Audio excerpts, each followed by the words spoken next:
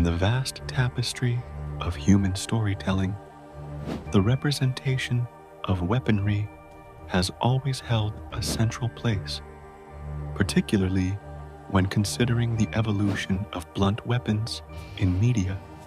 These instruments, from clubs to maces and beyond, have transcended their origins, capturing the imagination of filmmakers and audiences alike. But how accurately do films portray these cumbersome yet impactful tools, and how much of it is cinematic license? Let's begin with the roots of blunt weapons. Historically, these implements date back to the dawn of human civilization. Early humans used simple wooden clubs, evolving through the ages into more sophisticated designs, like war hammers and maces. These weapons were favored for their ability to cause extensive damage through blunt force, often bypassing the protective armors that swords struggled against. Yet, the magic of cinema tends to mold these facts into grand spectacles.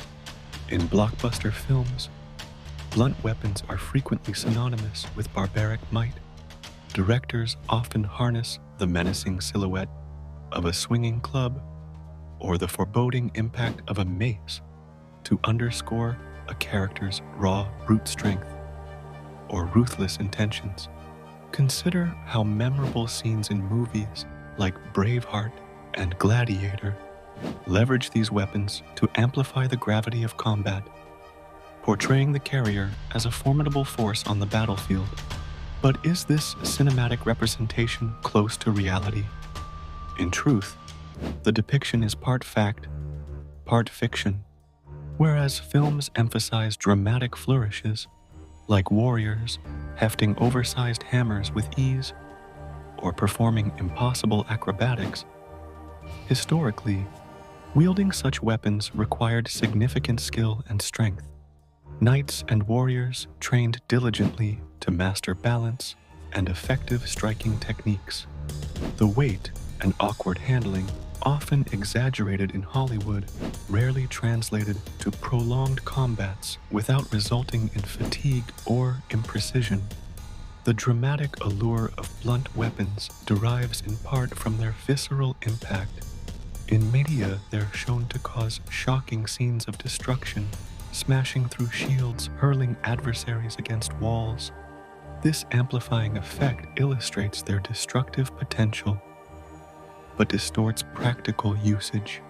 In reality, these weapons were not purely about carnage.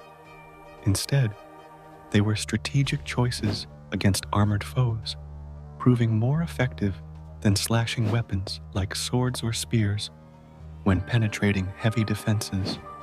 There's also an aspect of personality attached to these weapons in storytelling. Characters wielding blunt instruments often embody a certain ethos, unyielding, grounded, often portrayed as antagonists or tormented heroes. This narrative device reinforces stereotypes associated with these tools, less about precision, more about raw, blunt effectiveness. In contemporary times, the fascination with such weapons has extended from battling knights to more generalized icons of strength, seen in everything from superhero films to post-apocalyptic narratives. The versatility of these weapons opens the door to creative expression, blending historical context with storytelling in unique and imaginative ways. In conclusion, the portrayal of blunt weapons in media is an intricate dance between historical authenticity and cinematic exaggeration. They serve not only as tools of battle, but as symbols for storytelling, a powerful blend of fact and artistic interpretation that continues to captivate audiences.